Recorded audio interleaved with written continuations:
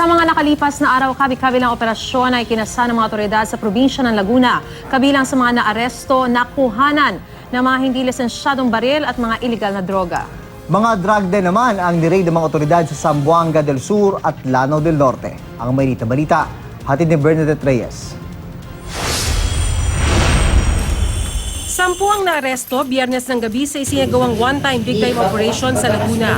Sa Kalamba, 3 sospek ang nakuhaan ng mga hindi lisensyadong baril. Kasama sa mga inaresto ang umano'y hitman na si Julius Garcia na nakuhaan ng mahigit 30 baril at mga magazine ng Armalite.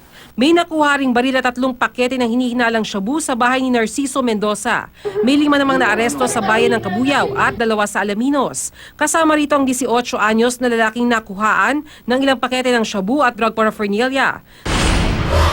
Sa bayan naman ng Pangil na aresto ang maghipag na tulak daw ng iligal na droga.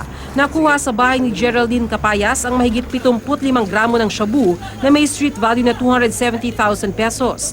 Nakipagtulungan din si Capayas para mahuli ang magkaibigang bibili sana ng shabu. Itinuro din niya ang hipag na si Florencia Oliva na nagbabagsak umano ng droga sa lugar. Sa Zamboanga del Sur naman, 4 ang inaresto sa pagsalakay ng PIDEA sa isang pinaniniwalaang drug den. Naaresto ang mga target na sina Farouk Kula at Ling Binudin.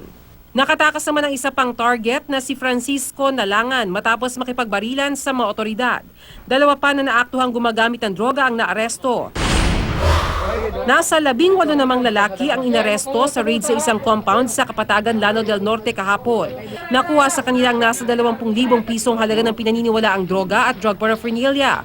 Nakatakas ang target ng operasyon na si Hasanal Alolong na pinaniniwalaang may-ari ng compound.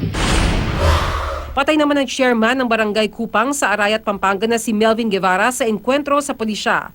Magsisilbi sana ang mga pulis ang search warrant kay Guevara at driver bodyguard niyang si Jack Pineda dahil napag-alamang may mga baril daw ito sa bahay na walang lisensya. Pagdating daw sa bahay ni Guevara, biglang may nagpaputok ng baril. Tinamaan sa dibdib ang isang miyembro ng SWAT na naka-bulletproof vest naman. Namatay rin si Pineda, mga counselor na sina Fermin Batu at Aldrin Luris, pati biyenan ni Guevara na si Romeo Caligagan. Tumanggi magbigay ng pahayag ang pamilya ni Guevara at 4 pang ibang kasamahan nito. Bernadette Reyes, GMA News.